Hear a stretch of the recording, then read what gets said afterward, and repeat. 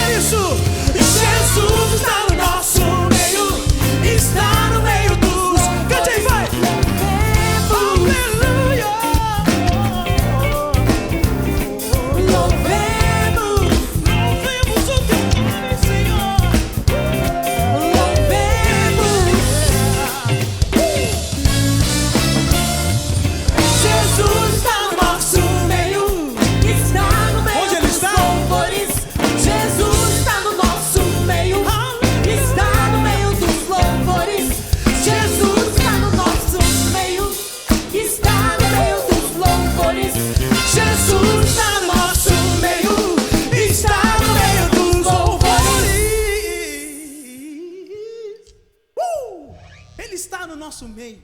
Ele habita no meio dos louvores. Este é o momento da igreja guerrear. Este não é o momento da igreja se calar. Este é o momento da igreja guerrear na presença do Senhor. E nós vamos cantar isso. Assim, como as muralhas de Jericó caíram, nós vamos cantar essa hora. Vamos lá, calma. Aí em casa aí, vamos bater as palmas, vamos lá.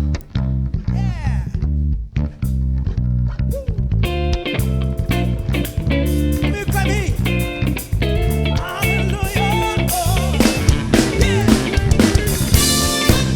Todo mundo dançando na presença do Senhor. E vamos lá, caminho.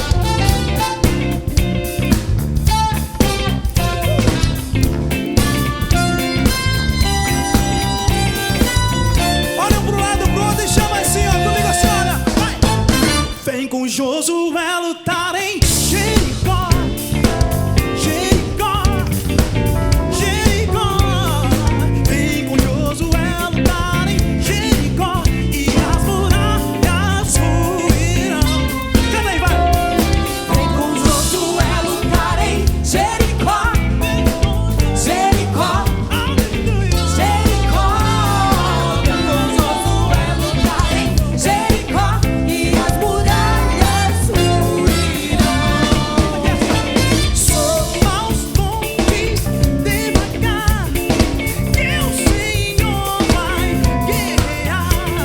Cerquem os muros para mim, pois Jericó chegou ao fim. Suba os montes devagar, que o Senhor vai guerrear. Cerque os muros para mim, pois Jericó chegou ao fim. Vem com Josué lutar em Jericó, Jericó, Jericó. Vem com Josué lutar em Jericó e as muralhas ruirão. Vocês, vem! Vem com Josué lutar em Jericó, Aleluia! Jericó, Aleluia! Jericó. Vem com Josué lutar em Jericó e as muralhas ruirão. As trombetas soarão, abalando o céu e chão. Cerquem os muros para mim, pois Jericó chegou ao fim. As trombetas soarão, abalando céu e chão. Cerque os muros para mim, pois Jericó chegou ao fim. Vem com Josué lutar em Jericó.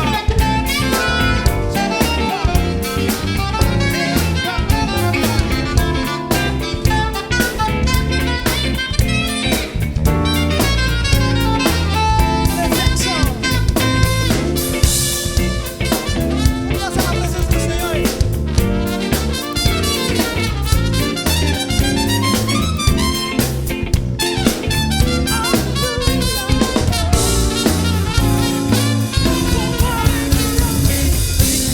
Josué lutar em Jericó, Jericó, Jericó.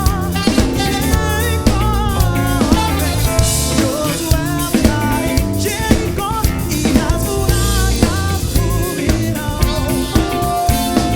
Vem com Josué lutar em Jericó, Jericó, Jericó. Vem com Josué lutar em Jericó e as muralhas ruirão. E as muralhas ruirão. E as muralhas ruirão.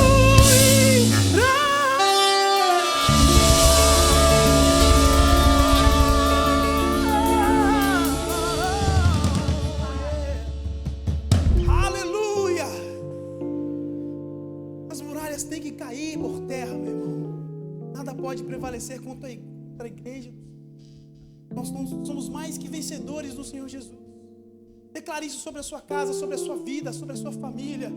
E nós nessa noite, nós vamos declarar cura, cura, cura na nossa vida, na nossa casa. E você vai pedir ao Senhor: toca em mim, Senhor, toca em mim de novo. Talvez há muito tempo você não tinha uma experiência com Deus. Eu quero te convidar nesta hora a ter essa experiência com o Senhor Jesus. Talvez você se afastou dos caminhos do Senhor. Eu quero pedir a você: fala ao Senhor, peça a Ele: Senhor, toca em mim de novo, Deus. Toca em mim de novo, Senhor. Eu quero ser tocado por Ti. Não é porque você está numa sala agora, sem a presença de pessoas que você não conhece, que você não vai sentir a presença dEle. Ele está dentro do seu coração, meu irmão. Ele está dentro da tua casa. Ele é o teu Deus, Ele te vê, Ele te conhece, Ele sabe de tudo. E nós vamos cantar isso nesta hora. Toca em mim de novo. Toca em mim. Como pode as pessoas viver sem a presença, sem a grandeza, se baseando em alegrias passageiras, se baseando em coisas que não são eficazes, coisas que rapidinho acaba. Você está no meio de uma festa com seus amigos e de repente aquilo tudo, todo mundo vai embora. Você entra para o seu quarto, fecha a porta do seu quarto, deita a sua cabeça no travesseiro e fala: que felicidade é essa? Acabou tudo. Eu estou com dor de cabeça porque talvez eu bebi muito. Mas eu quero te convidar nesta hora a sentir a presença dEle na sua casa, aonde você está, através dessa canção. Cante isso conosco nessa hora, amém? Aleluia. Aleluia, Senhor.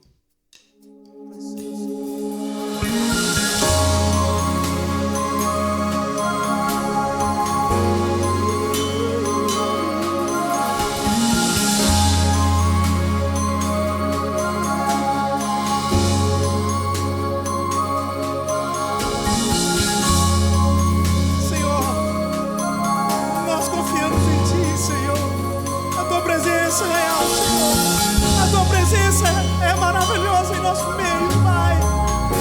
Aleluia. Lembro quando te encontrei, tudo novo você fez. Os abraços que senti me fizeram prosseguir. Várias vezes eu caí e você me levantou. Eu que achava estar bem, mas me rendo. Eu me rendo. Eu me rendo. Eu, diga isso. Me rendo a Ti. Eu te convido a declarar isso. Eu me rendo.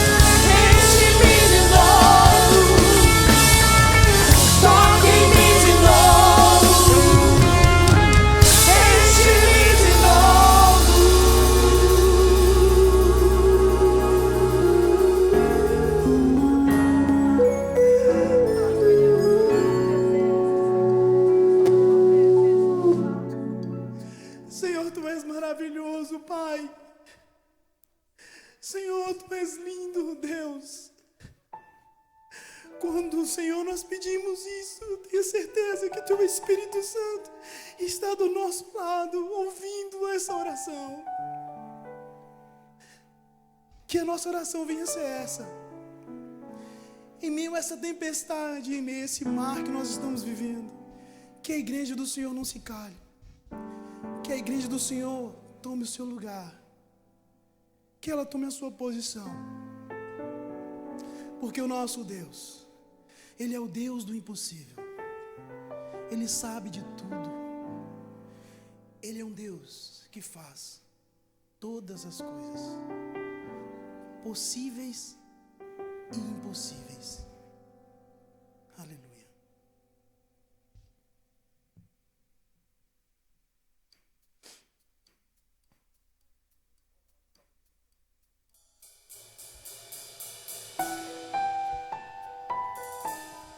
Aleluia, Deus.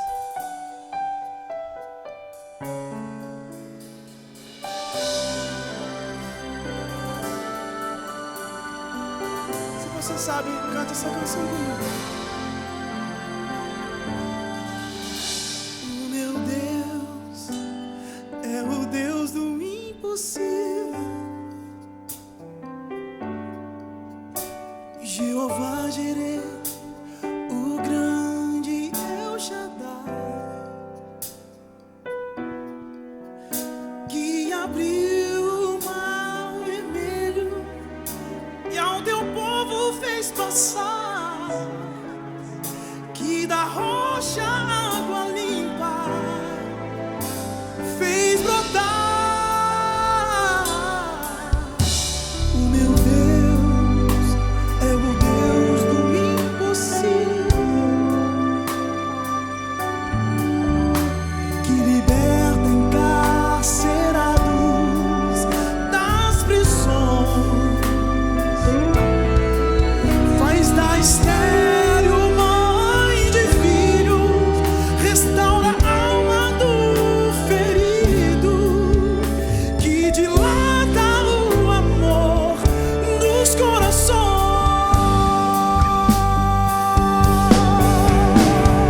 Que dá vista aos cegos e aos surdos faz ouvir, faz a tempestade se acalmar.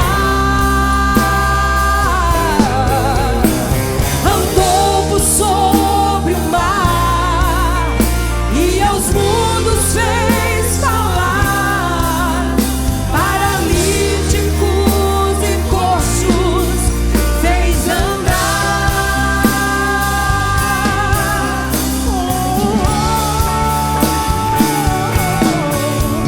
O meu Deus é o Deus do impossível. Ele é o mesmo hoje e sempre há de ser. O meu Deus é o Deus do impossível e fará o impossível pra você. E fará o impossível.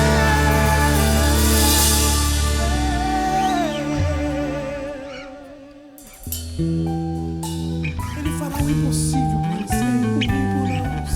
Aleluia!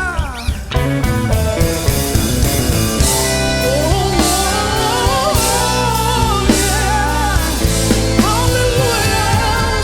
Eu creio em Ti, Senhor.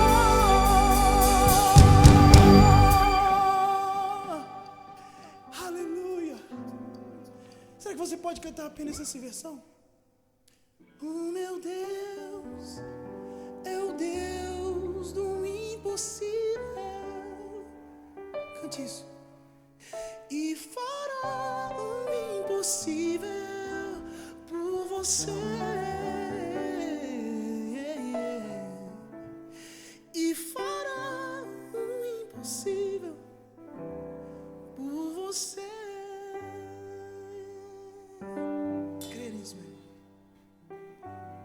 Ó Senhor, o Deus do impossível. Esse é o nome, um dos nomes do nosso Senhor. O Deus de milagres, o Deus que faz a noite em dia, que faz a tristeza em alegria, que faz o luto em festa. Não tem sido dias fáceis. Nossa cidade, como todo o nosso estado, está numa zona de fechamento em função da situação que nós estamos vivendo hoje, da pandemia. As igrejas da nossa cidade não podem se reunir por uma lei municipal. Nós não podemos circular às ruas após as 20 horas por uma lei estadual. Mas, sobretudo, nós, como igreja, temos a liberdade de nos reunirmos de forma online. Mas sabe, meus irmãos, a igreja não existe para o mundo online.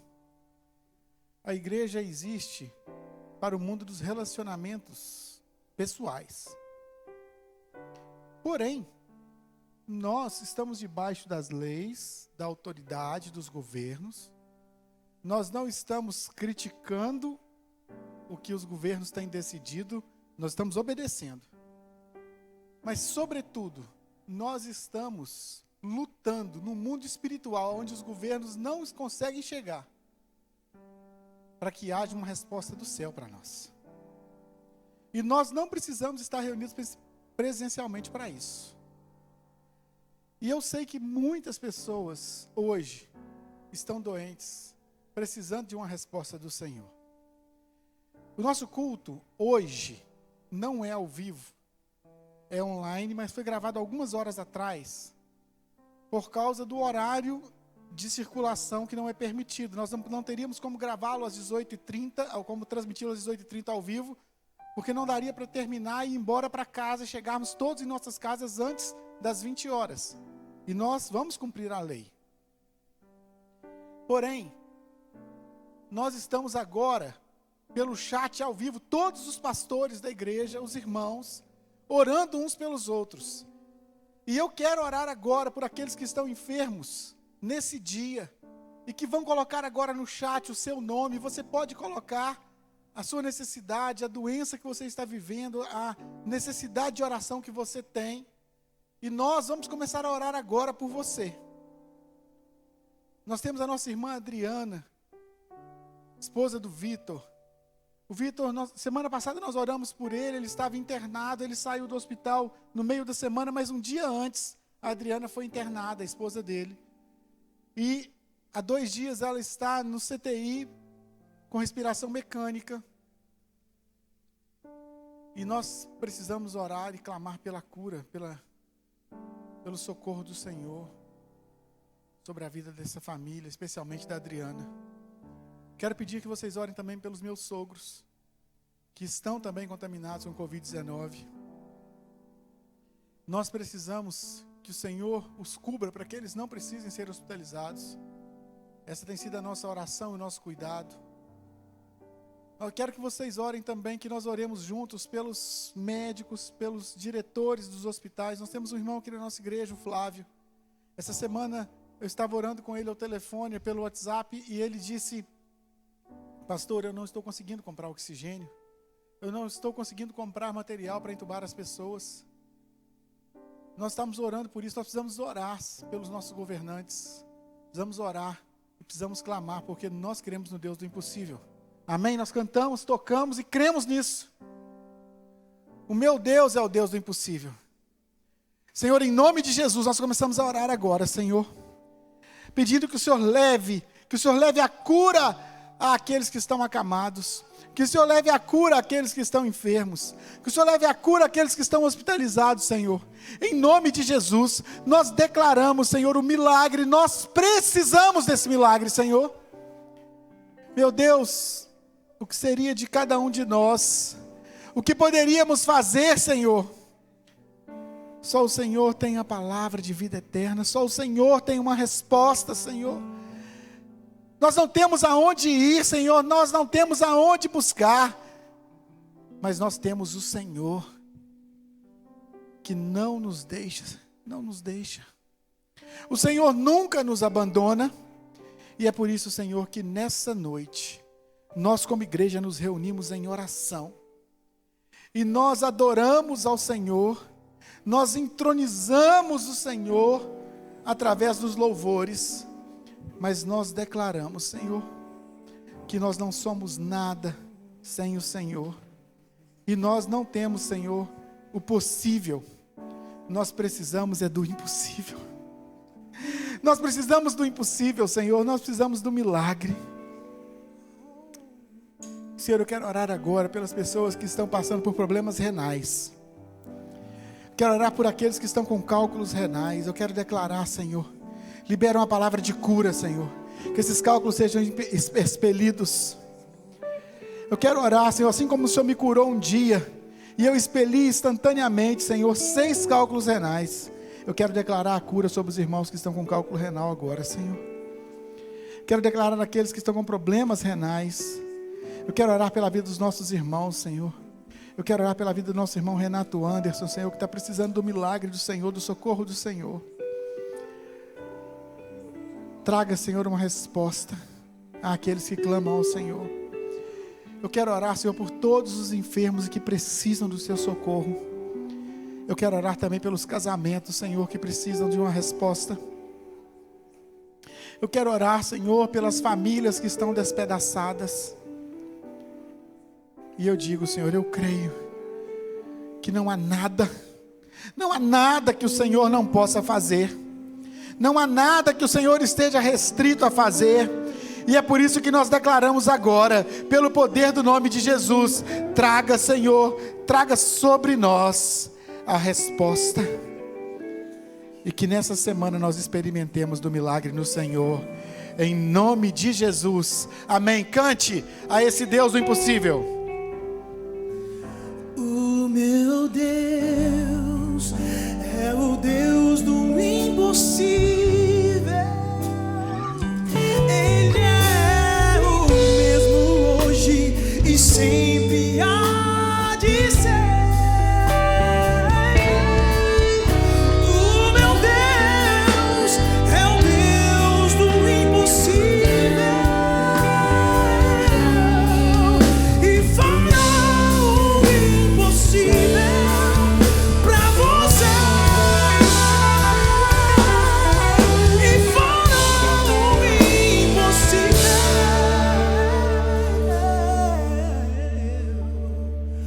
por você.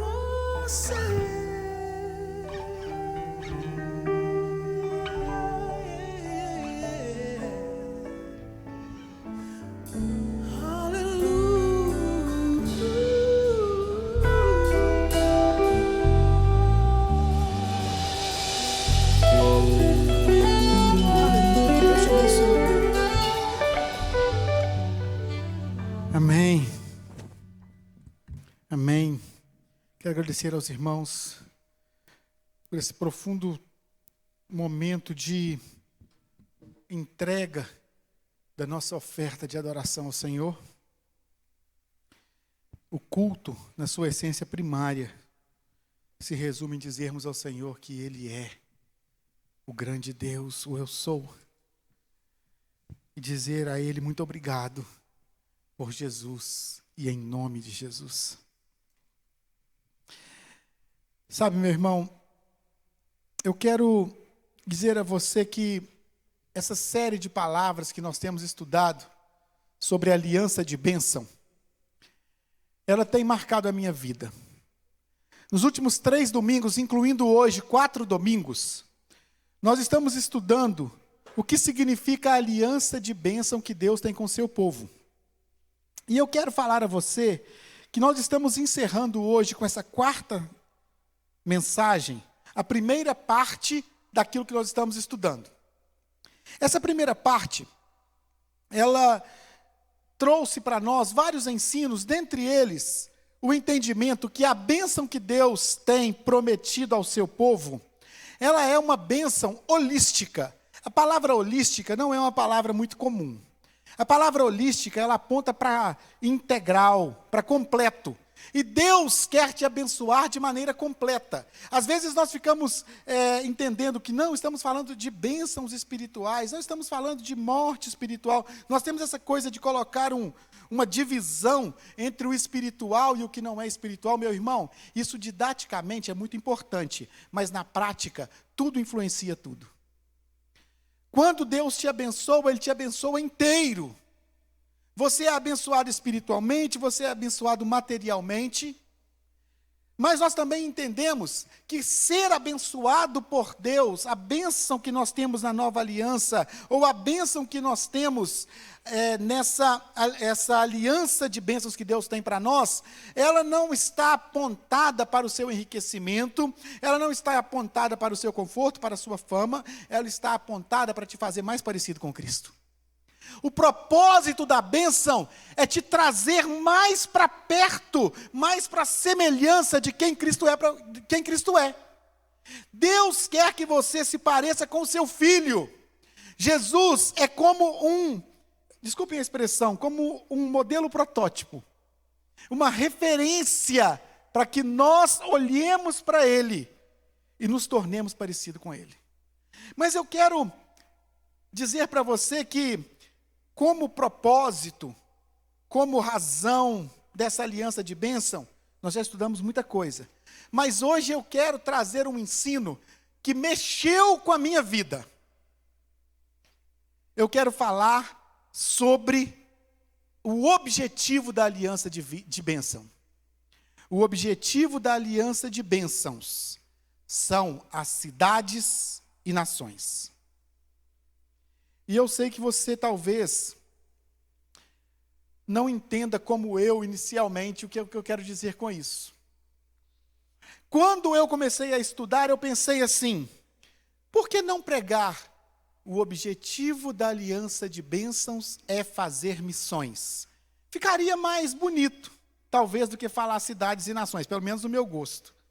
Falar de missões é mais pessoal. E talvez por causa da nossa linguagem, né, de cristã, missões é algo assim que mexe mais no nosso coração do que falar de cidades e nações.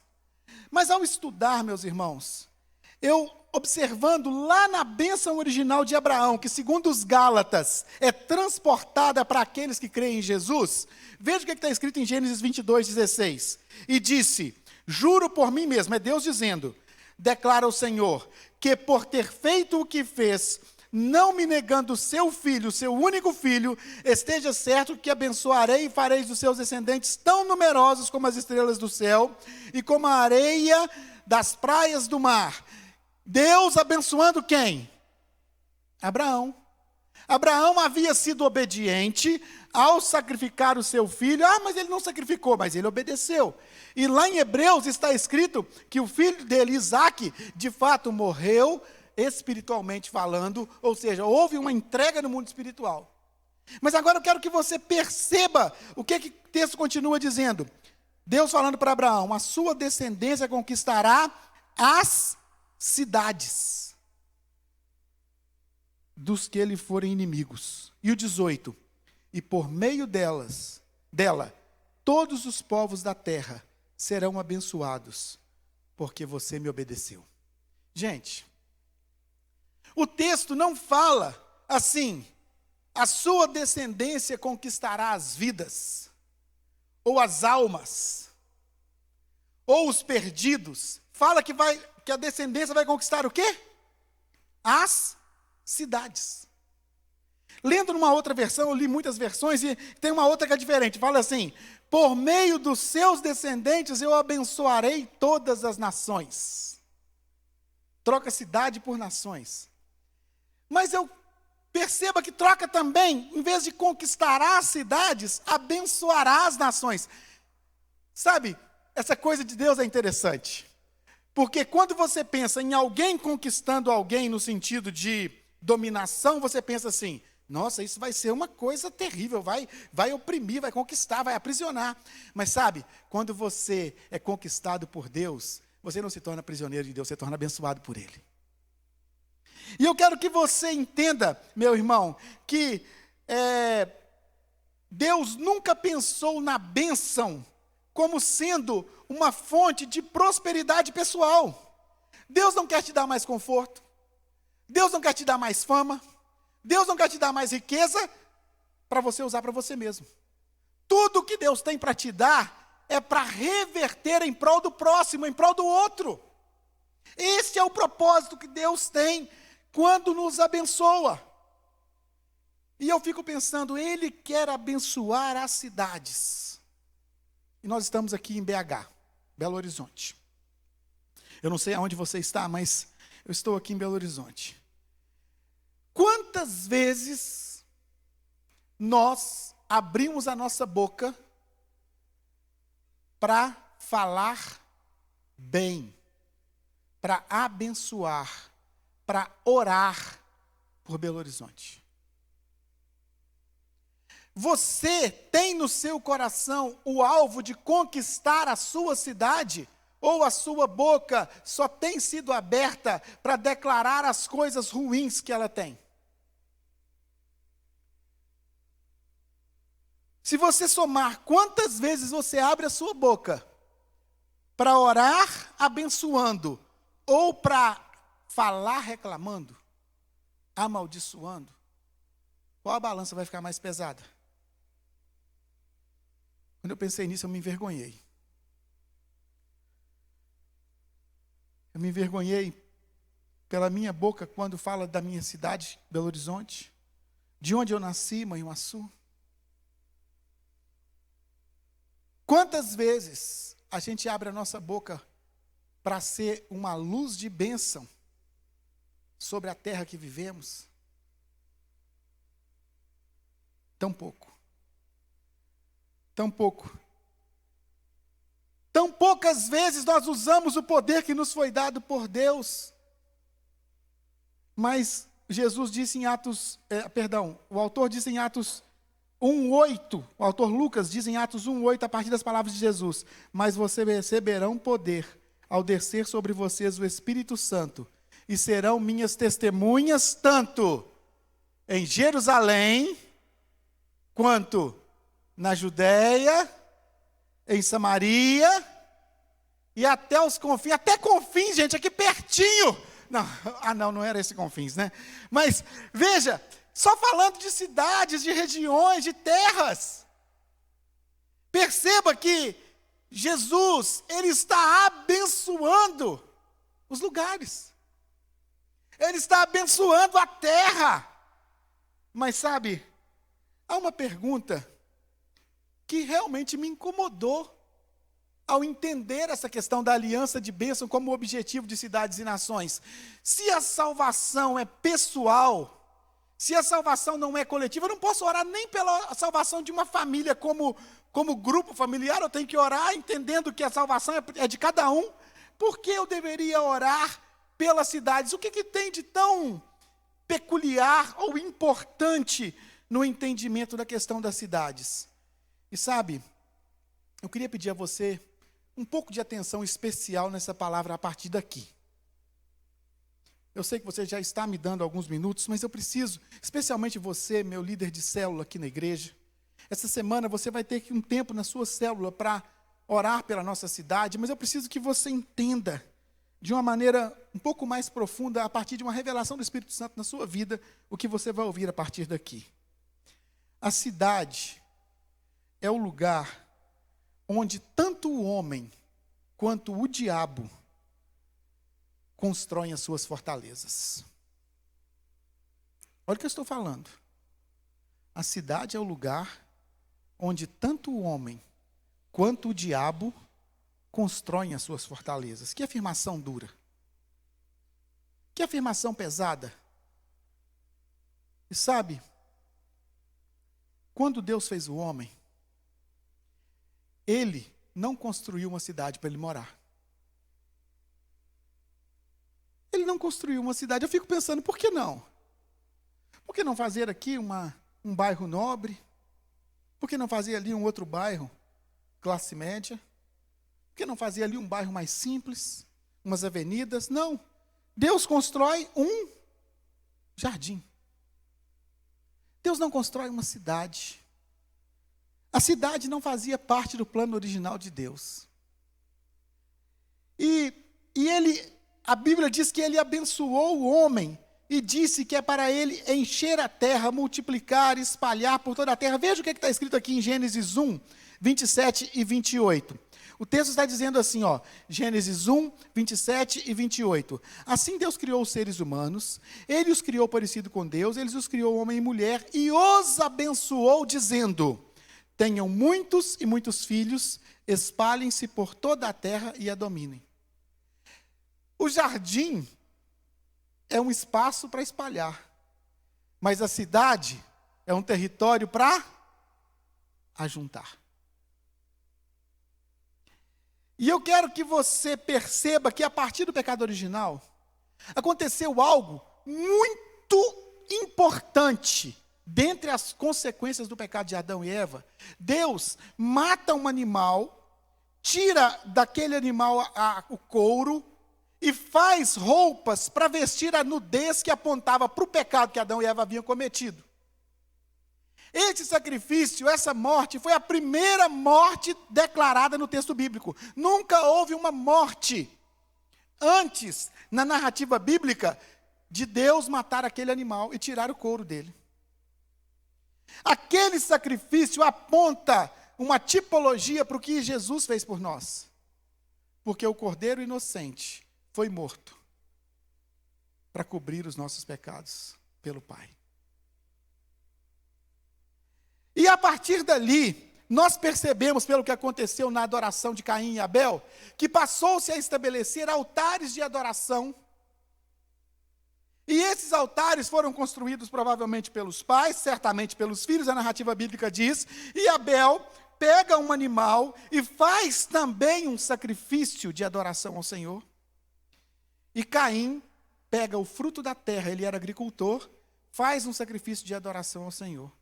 Deus rejeita o sacrifício de Caim, aceita o sacrifício de Abel e a encrenca está formada.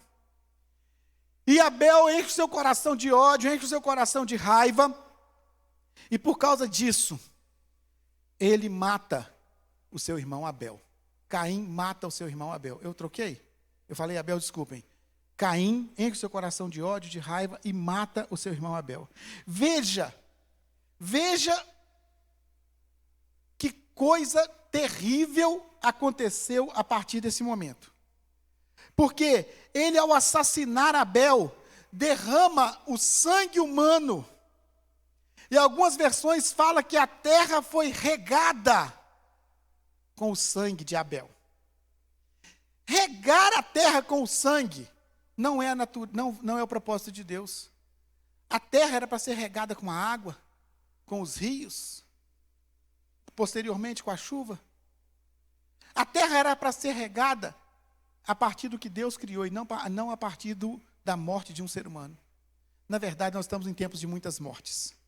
Meus irmãos, nós estamos aproximando de 3.000 mortes diárias no nosso país por causa dessa Covid.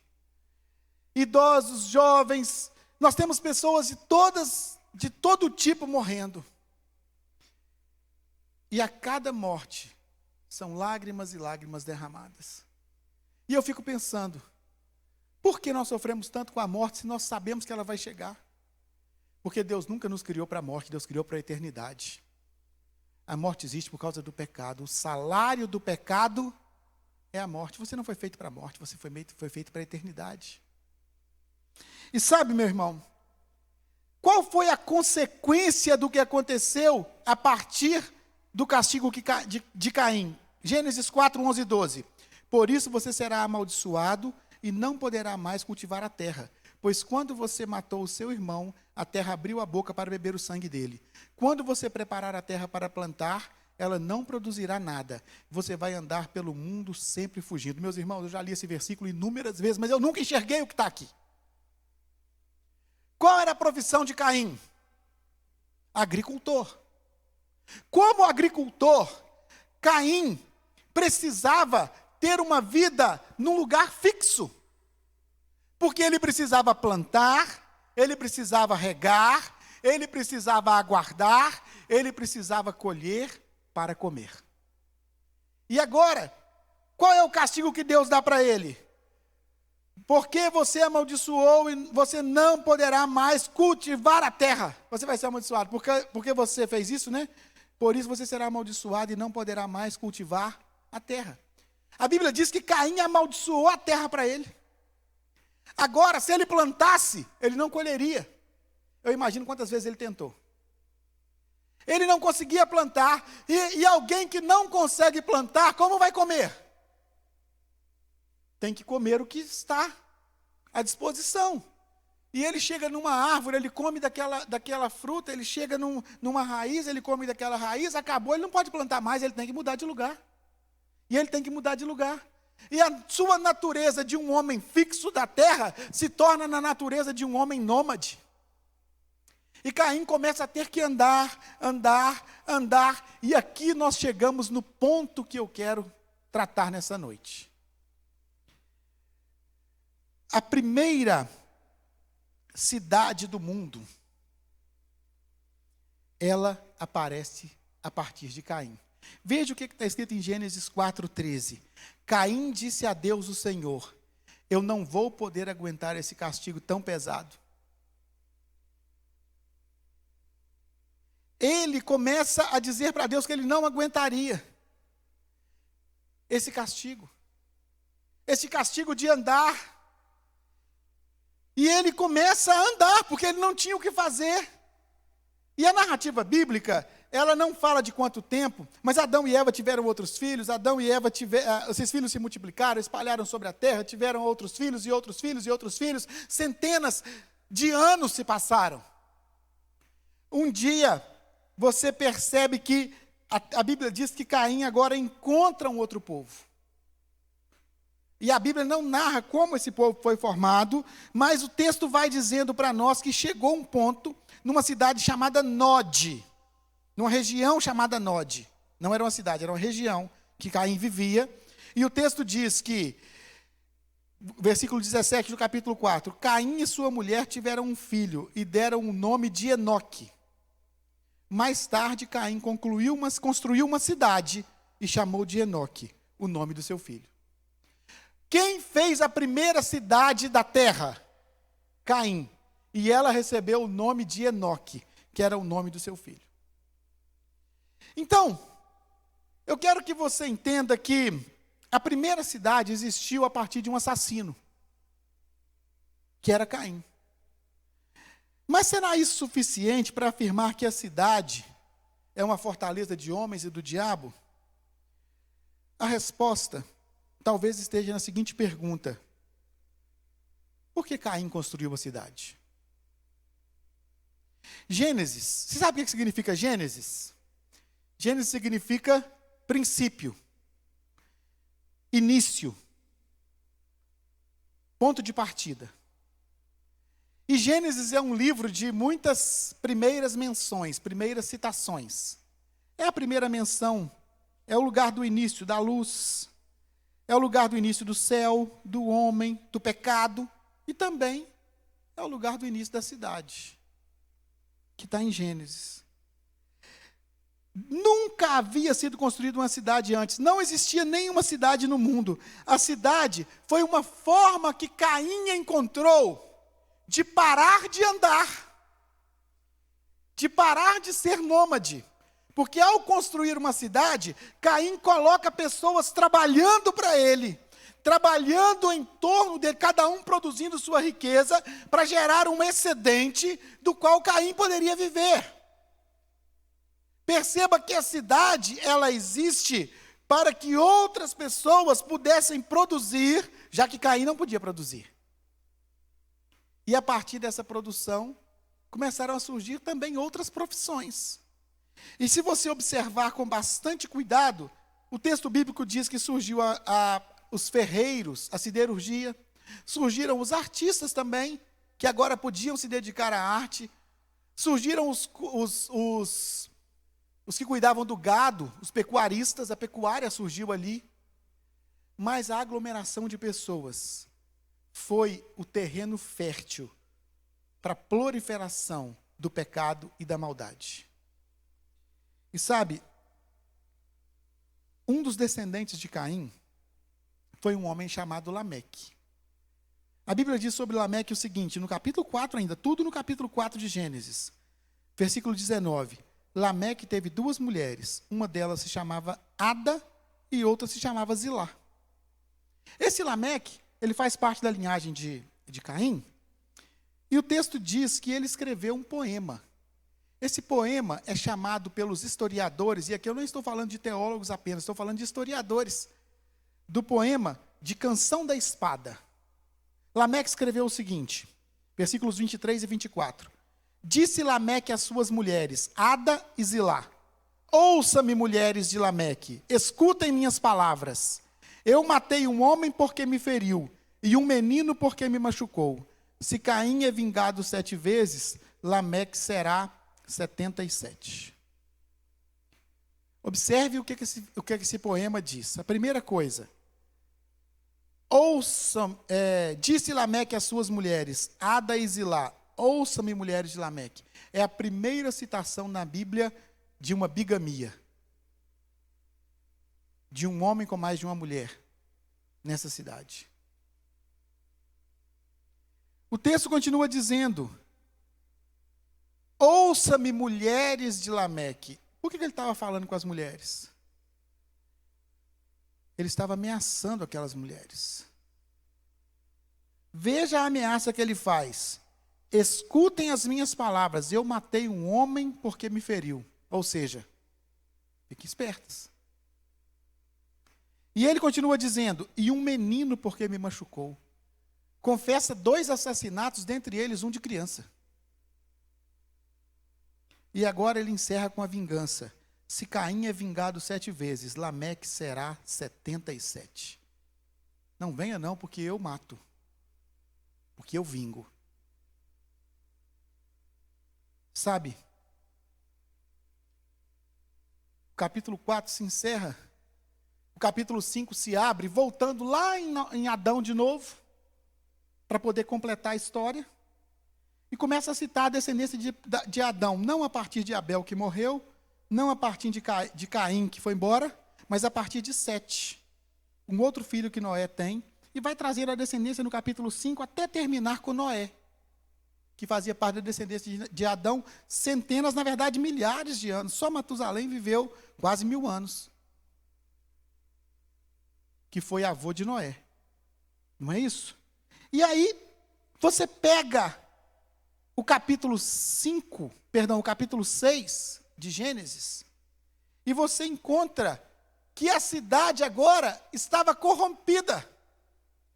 A maldade era tão terrível sobre a cidade, que Deus, nos versículos 5 e 6 diz, quando o Senhor viu que as pessoas eram muito más, e sempre estavam pensando em fazer coisas erradas, ficou muito triste por haver feito seres humanos. O Senhor ficou tão triste e com o coração tão pesado. Agora o versículo 11. Para Deus todas as outras pessoas eram más e havia violência em toda parte. 12. Deus olhou para o mundo e viu que estava cheio de pecado, pois todas as pessoas faziam coisas más.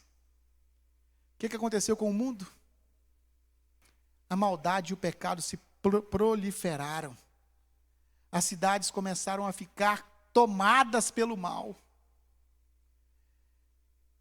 O texto não diz aonde Noé morava, mas os historiadores dizem que Noé não estava na cidade. Que ele construiu a barca fora da cidade.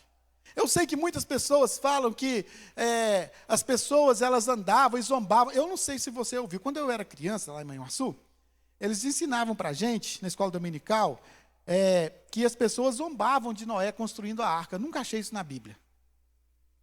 Não tem nenhum versículo que fala isso. Sei que você vai procurar hoje. E se você achar, você me conta. Mas eu já procurei várias vezes e eu nunca achei isso. Noé ficou com os seus 3 filhos, as suas 3 noras, construindo por 100 anos aquela barca, fora da cidade. Deus os tirou de dentro da cidade para aquela construção.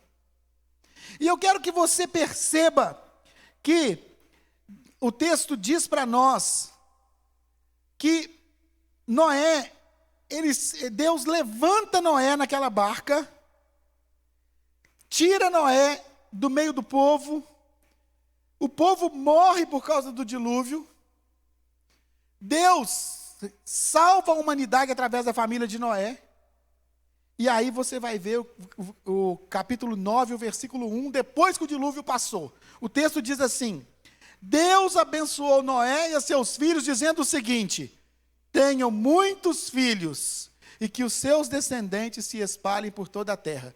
O que Deus manda Noé fazer? O mesmo que ele havia mandado Adão e Eva fazerem: espalhar pela terra. Por algum tempo, as pessoas até cumprem. O capítulo 9 está aí, o capítulo 10 vem de novo a genealogia. O capítulo 10 é um capítulo de genealogia de novo, e nós voltamos ao capítulo 11 de Gênesis, no versículo 3 e 4, aonde o povo se encontra numa região, e eles dizem o seguinte um para o outro: um dia disseram uns aos outros, vamos pessoal, vamos fazer tijolos queimados. Opa! Uma tecnologia que ajuda a construir. Deus tinha mandado espalhar, mas eles agora podem construir sem ser com pedras. E assim eles tinham tijolos para construir em vez de pedras, e usavam pinche em vez de massa de pedreiro. E aí disseram: agora vamos construir uma cidade que tenha uma torre que chegue até o céu. Assim ficaremos famosos e não seremos espalhados pelo mundo inteiro. Eu sei que você aprendeu também que Deus destruiu a cidade de Babel, pelo menos eu aprendi, eu não sei se você aprendeu, né? Eu sei que eu aprendi, que Deus destruiu a torre de Babel para eles não chegarem no céu. Mas o texto diz que o que eles queriam não era chegar ao céu no sentido de atingir o céu. Aquela torre era uma forma de idolatria. Como já existiam várias outras torres idólatras daquele povo, de acordo com os historiadores e os teólogos. Mas o ponto a ser levantado aqui é que eles declararam: assim ficaremos famosos e não seremos espalhados pelo mundo. Como aquela cidade se chamou? Babel. E o versículo 8: assim o Senhor os espalhou pelo mundo inteiro, e eles pararam de construir a cidade. Mais uma vez, Deus intervém na construção da cidade. Mais uma vez, Deus se levanta para falar: não é isso que eu quero. Ele espalha o povo com a questão das línguas. E o povo se espalha mais uma vez. E eles descem ao sul, de onde hoje é o Iraque. E eles constroem uma cidade chamada Ur. Ur. E sabe, Deus então decide mudar o rumo e não destruir a cidade, nem espalhar o povo. Mas Ele quer formar um povo para si. E naquela cidade morava um homem chamado Abraão, de Ur dos Caldeus. E sabe como que Deus resolve trabalhar a vida de Abraão? Sabe como que Deus chama Abraão? Ele diz assim, no capítulo 12, versículo 1. Certo dia o Senhor Deus disse a Abraão: saia da terra, do meio dos seus parentes, da casa do seu pai, e vá para uma terra que eu lhe mostrarei. De onde Deus tira Abraão? Da cidade. E leva Abraão para uma terra que ele não sabia onde era, para o campo. Pastor, daqui a pouco você vai mandar a gente mudar para a roça? Alguns iam gostar da ideia. Eu, particularmente, sinceramente, não. Eu não ia gostar, né? Eu gosto de viver na cidade. Mas eu quero dizer para você que, a partir de Abraão, Deus começa a formar o seu povo, desintoxicando Abraão da cidade, do pecado da cidade. E sabe, Abraão sai com seu pai, com seu sobrinho Ló. Depois o pai dele morre numa terra chamada Harã, se não me engano, e ele consegue seguir a viagem junto com seu primo Ló, com seu sobrinho Ló. E ao andar naquela região, eles começam a ser abençoados por Deus e a serem enriquecidos. E eles começam a ter empregados, funcionários. E aí começa a juntar gente. E quando gente junta demais, sabe o que acontece? Briga, confusão. E ia começar a confusão no meio dos empregados de Abraão e Ló. E Abraão chega no momento e fala assim: Ló, escolhe um lugar que eu vou para o outro, para a gente não ter problema. Aonde Ló escolhe? Aonde Ló escolhe? A região das cidades prósperas, de Sodoma e Gomorra. Naquela cidade eu vou poder fazer negócios. Naquela cidade tem muita gente. Naquela cidade há prosperidade. É a migração do campo para a cidade que nós vemos hoje. Por que as pessoas deixaram o campo e vieram para a cidade? Porque a cidade é o lugar de prosperidade, é o lugar de muita gente, é o lugar de mais recursos, é o lugar de decisões, é o lugar de liderança, mas também é o lugar de muito pecado, de muita maldade. Pastor, mas o senhor está dizendo que a violência tem na cidade? Tem violência no campo, sim. É verdade, tem violência no campo. De onde vão os violentos para roubar no campo? De onde saem as quadrilhas que vão assaltar o campo? De onde saem as armas que vão ser usadas para assaltar os campos? E sabe, Sodoma era uma cidade, Sodoma e Gomorra era uma cidade próspera, mas era uma cidade de muito sofrimento. Quando Deus fala para Abraão que vai destruir aquelas cidades onde moravam os familiares dele, Deus pede: se eu achar 50 justos, 40, vocês lembram da história, né? 50, 40, e vai procurando e não consegue achar nem 10 justos para poupar aquela cidade. E é interessante que a família de Ló era uma família que estava na cidade, mas não se envolveu com aquela porqueira da cidade. Veja o que está escrito em 2 Pedro, nós estamos falando de 2 Pedro agora, no capítulo 2, nos versículos 6 a 8, diz assim: Deus condenou as cidades de Sodoma e Gomorra, destruindo-as com fogo, como exemplo do que vai acontecer com os que não querem saber dela. Ele salvou Ló, um homem bom que estava aflito porque conhecia a vida daquela gente imoral.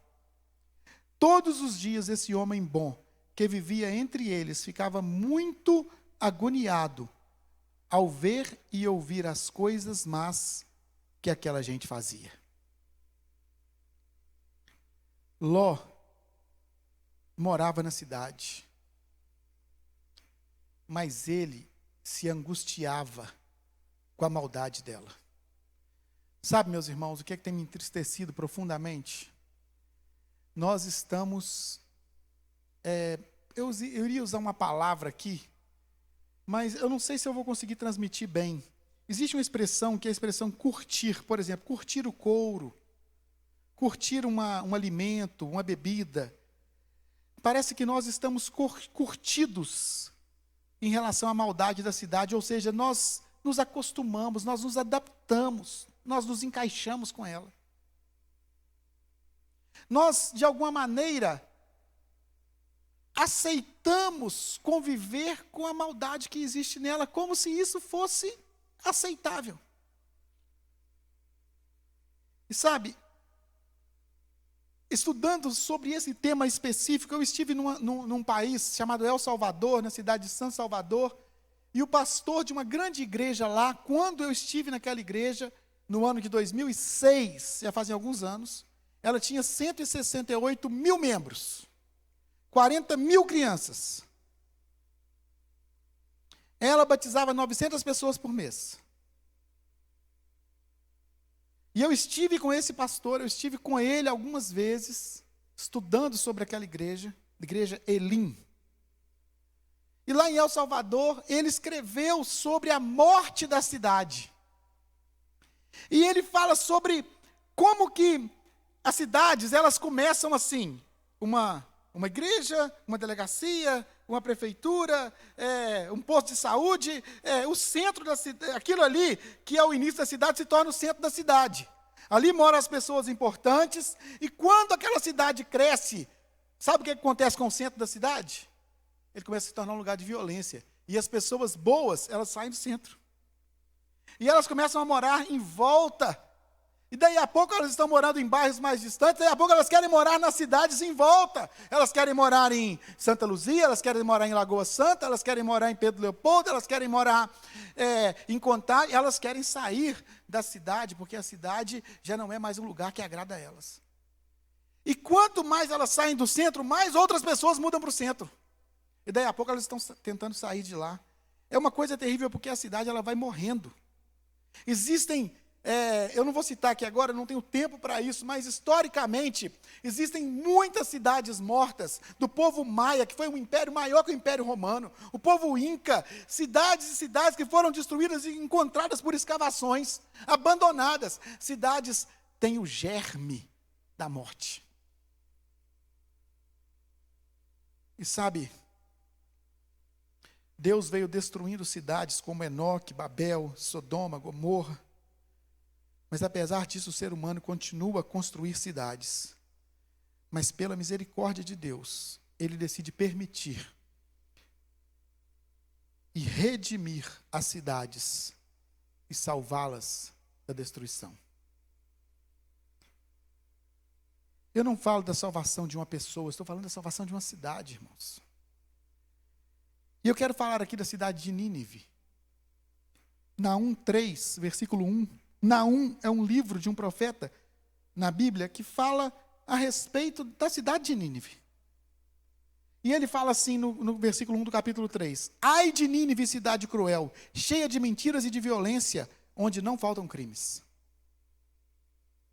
E Jonas, um profeta experiente, um homem de Deus, é convocado por Deus, no capítulo 1, versículo 2, assim: apronte-se, vá à grande cidade de Nínive e grite contra ela, porque a maldade daquela gente chegou aos meus ouvidos. Um único homem, chamado para pregar, gritando contra a grande cidade de Nínive.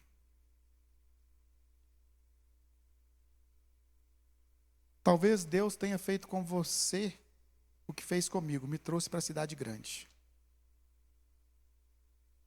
Eu nasci numa cidade pequena. Meus pais nasceram no campo. Literalmente, nasceu na roça, não foi no hospital. Nasceram, né? Na noite que meu pai nasceu, a chuva era tão grande que o telhado da casa foi levado e ele nasceu debaixo de chuva, adquiriu uma enfermidade, uma asma, por causa disso. A pobreza do campo os trouxe para a cidade um pouquinho maior, Ponte Nova, depois para Manhuaçu. E eu deixei Manhuaçu e vim para a cidade grande por um chamado de Deus. Jonas foi chamado. Vá para a cidade grande, ou para a grande cidade de Nínive. E sabe, meus irmãos, o texto diz que Jonas, ele não quis. Ele era um profeta do povo de Israel. E Nínive era uma cidade opressora, ela havia saqueado Israel. Sabe o que Jonas queria que Nínive vivesse? Castigo, morte. Jonas não queria que Nínive fosse salva. Jonas queria que Nínive fosse destruída.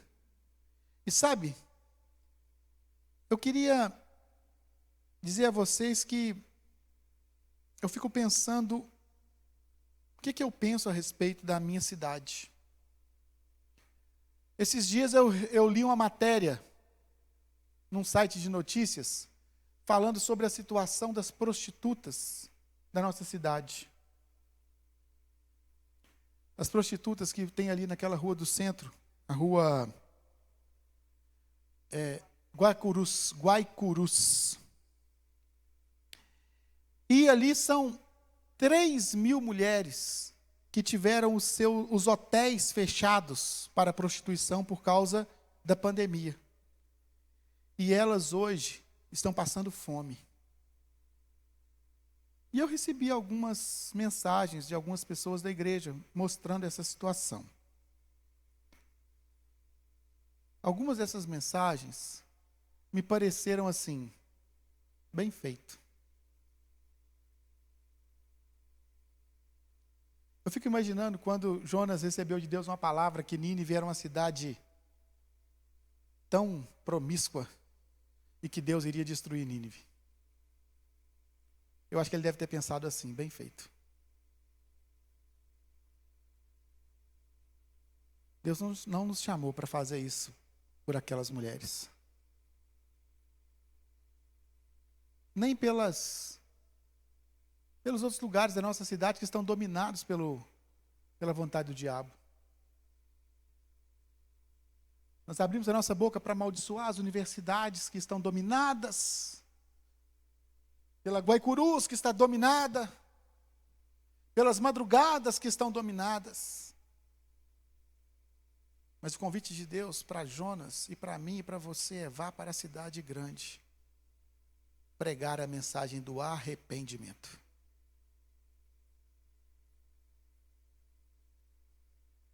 Sabe,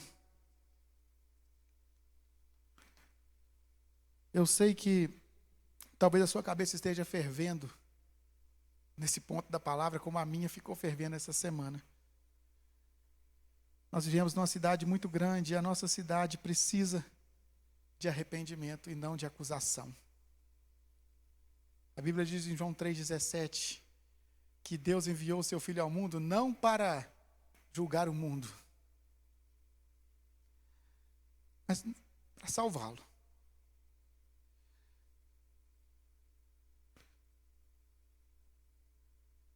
As nossas cidades precisam de salvação.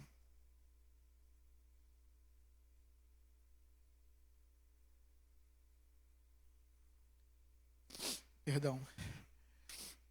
Na verdade, eu não estou podendo mais falar de Belo Horizonte.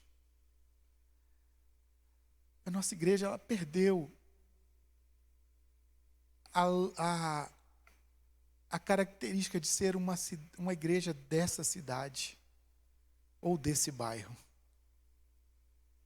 Uma vez nós fizemos uma pesquisa que 80% dos membros da igreja não moram no nosso bairro. Nós moramos num bairro pequeno.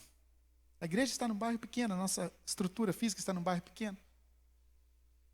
Deus quer que nós ganhemos esse bairro, mas nós temos pessoas de muitas cidades participando conosco dos cultos, pessoas que saem de Santa Luzia, que saem de Lagoa Santa, que saem de Contagem, que saem de Esmeraldas, que saem de Igarapé, que saem de Betim, que saem de Vespasiano.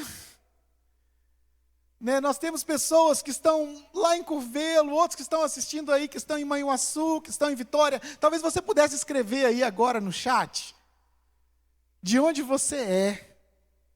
E aí eu quero abrir o meu coração para você, igreja. E eu não queria estar fazendo isso online, porque apenas os pastores da igreja, na verdade, primeiro a Verônica e depois os pastores da igreja ouviram da minha boca o que eu vou dizer agora. Sabe, tem quase 13 anos que eu sou pastor dessa igreja. E eu nunca tive paz no meu coração para pensar na expansão dessa igreja com outras igrejas da família em outros lugares. De vez em quando alguém me pergunta: e aí, pastor, nós vamos abrir uma congregação, uma missão, um trabalho, existem nomes diferentes para a mesma coisa. E eu sempre me esquivei dessa resposta porque eu nunca tive paz para pensar nisso.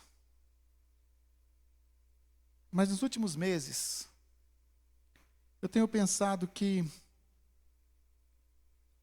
chegou a hora da Igreja da Família começar a se planejar para estar nas cidades. Para deixar este lugar como sua única base. E não estou falando da construção apenas de prédios. Talvez eu não construa nenhum prédio. Mas nós precisamos alcançar os lugares que não estão sendo alcançados, com a mensagem que nós pregamos como verdade.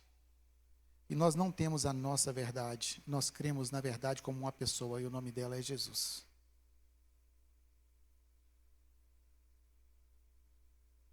E essa igreja tem pregado a mensagem do reino. Mas a mensagem do reino, ela anuncia que o reino vai chegar, e sabe quando? Mateus 24:14 diz: e será pregado esse evangelho do reino por todo o mundo, para testemunhos de todas as nações. E então virá o fim. Eu acho que é tempo da Igreja Família acelerar um pouquinho esse fim. É tempo de nós percebermos que precisamos anunciar na cidade que estamos, mas também em outras nações. Mateus 28:19 fala assim: ide, portanto, fazei discípulos, não é de todas as pessoas, é de todas as nações. Como eu não enxergava isso? Batizando-os em nome do Pai, do Filho e do Espírito Santo. Sabe, Deus não vai condenar a cidade por ser cidade, mas Ele quer resgatar e restaurar a cidade originalmente criada como uma afronta a Ele, como uma afronta à sua vontade. E sabe quem Ele plantou para restaurar a cidade? A igreja.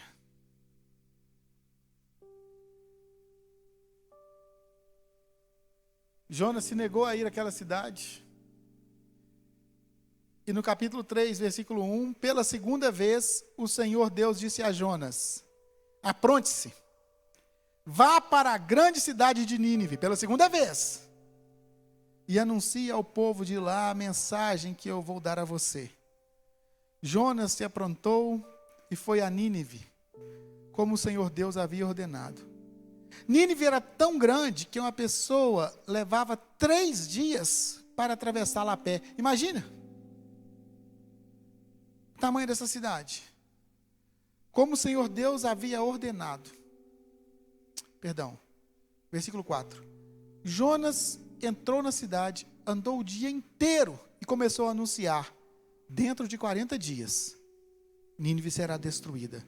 Todos os moradores de Nínive creram em Deus e resolveram que cada um deveria jejuar. Quem creu em Deus? Todos os moradores de Nínive. Existe uma unção. Existe uma unção em quem prega para a cidade. Antigamente, quando a gente falava de missões, a gente pensava nas tribos, nos lugares remotos. Sabe aonde é a grande necessidade de missões hoje, meu irmão? Nas grandes cidades. Versículo 5 diz: então os moradores de Nínive creram em Deus e resolveram que cada um deveria jejuar. E todos, desde os mais importantes aos mais humildes, vestiram roupa feita de pano grosseiro, a fim de mostrarem que estavam arrependidos. Nós precisamos entender algo sobre as bênçãos materiais. Elas nunca existiram para o seu bem apenas. Elas sempre existiram para transcender aquilo que Deus tem feito em você. As bênçãos, elas são abundantes, elas são transbordantes, porque elas precisam escapar do recipiente você para atingir os que estão em volta de você. Deus quer transbordar em você. Sabe, a história do profeta Jonas termina de uma maneira bastante confusa e talvez triste, mas é um desabafo de Deus. Ele vai assistir no alto de uma montanha, de um lugar mais alto assim, uma colina, ele vai assistir a destruição de Nínive. Cresce uma figueira, vem uma lagarta, come as folhas da figueira, o sol bate na cabeça dele, e ele começa a chorar e pedir para morrer. Sabe, ele estava deprimido pela própria falta de compaixão no coração dele. Quantas vezes nós estamos falando tão mal de tudo, que o nosso coração se deprime. nós nos contaminamos com o azedo da nossa alma. Você entende isso? E ele pede para morrer porque a figueira morreu e o sol bateu na cabeça dele. E o capítulo 4 de Jonas, o finalzinho do livro, o livro termina assim, versículo 10. Então o Senhor disse: você tem compaixão de uma planta, embora não tenha feito coisa alguma para que ela crescesse. Ela depressa apareceu e depressa murchou. Nínive, porém, tem de 120 mil pessoas que não sabem decidir entre o certo e o errado. Algumas versões falam que ele tem crianças que não sabem discernir a mão esquerda da direita. 120 mil crianças. Sem falar de muitos animais. Agora, Deus diz, não devo ter compaixão dessa grande cidade? É a pergunta que Deus faz para Jonas. E é a pergunta que eu faço para você. A nossa cidade precisa da nossa acusação ou da nossa compaixão? As cidades em que nós moramos precisam do nosso amor ou da nossa acusação? A aliança de bênção é uma aliança de amor. E Deus amou o mundo de uma forma tão impressionante que entregou o seu filho, seu único filho, para que todo aquele que crer que Ele é o Senhor e Salvador, não seja condenado à morte, mas receba a vida eterna. Quero convidar os nossos irmãos para virem aqui. Nós vamos concluir esse culto declarando e orando sobre a nossa cidade. Eu quero que você convide as pessoas que estão junto de você, se você tem 1, 2, 3 pessoas na sua sala, da sua casa aí, ou aonde você está, para que você começasse a orar pela sua cidade agora. Para que você abençoasse as pessoas que lideram a sua cidade, que coordenam, que têm responsabilidade sobre a sua cidade. Ore pelo arrependimento da sua cidade. Enquanto nós adoramos ao Senhor, é tempo de você se unir em oração. E se você quer entregar a sua vida para Jesus, se você quer entregar o seu coração para Ele, você pode escrever aí no nosso chat: eu quero entregar a minha vida para Jesus, eu quero me arrepender como os moradores de Nínive se arrependeram. Se você quer voltar para Jesus, está longe dele, quer voltar para Ele, diga: eu me arrependo e quero voltar para Jesus. Escreva aí no nosso chat agora, que nós estaremos fazendo um contato com você. E eu convido a igreja a se reunir agora para orar. E orar para que Deus leve a nossa igreja às cidades que Ele quer alcançar através de nós. Que Ele levante os pastores, os missionários que serão enviados. Que Ele levante os líderes de célula que plantarão as células nas cidades aqui em volta. Nós não podemos deixar de ter igrejas nas casas dos irmãos. Essa é a maneira que Deus nos chamou para plantar as igrejas.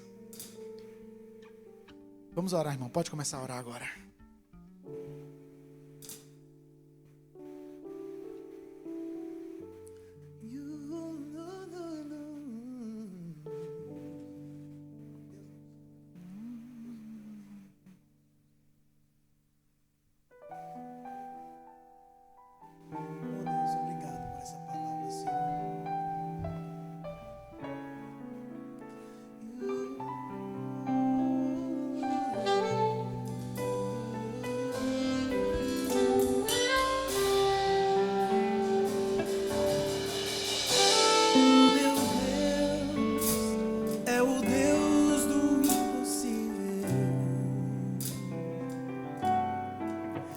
Jeová Jireh, o grande El Shaddai,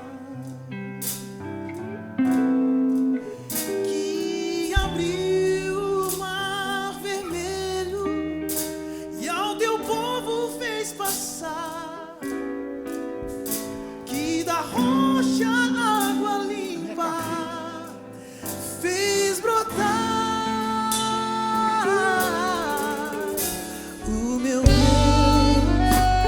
É o Deus do impossível.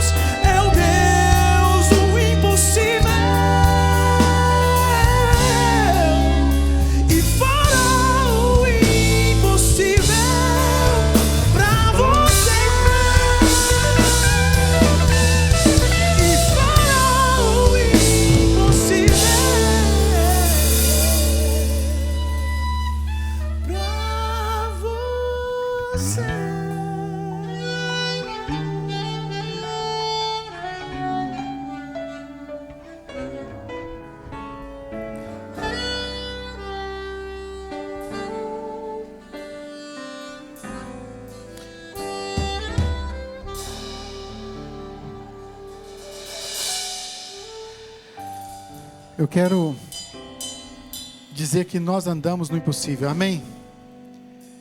E Deus vai nos levar aos improváveis e vai transformá-los, assim como nos transformou. Senhor, nós queremos abençoar essa terra. Nós abençoamos essa cidade e as cidades onde as pessoas estão assistindo agora esse culto. E nós queremos ser luz para que Jesus seja visto pelas pessoas nessa cidade. E que nós apontemos para Cristo o coração dessas pessoas que tanto precisam de uma resposta. E nós cremos que o Senhor é a resposta para toda a dor. Eu faço essa oração em teu nome, Jesus. Amém. Deus te abençoe, meu irmão. Deus te abençoe. Na próxima semana nós continuaremos tendo o culto das crianças às 10 da manhã, o culto online às 18h30. Eu peço que você divulgue aos irmãos que não fazem parte da lista de transmissão, mas nas nossas redes sociais. Nós continuamos sem ter cultos presenciais, que durante a semana não teremos nem o culto de adolescentes, nem o de jovens, nem online, nem presencial. Cremos que pode ser que semana que vem talvez seja o último, não sabemos, mas nós saberemos pela grande mídia a informação. E eu quero dizer para você que Deus, Ele traz o conforto ao seu coração. Espere no Senhor, busque nele. Amém? Deus te abençoe, em nome de Jesus, e viva na prática da palavra.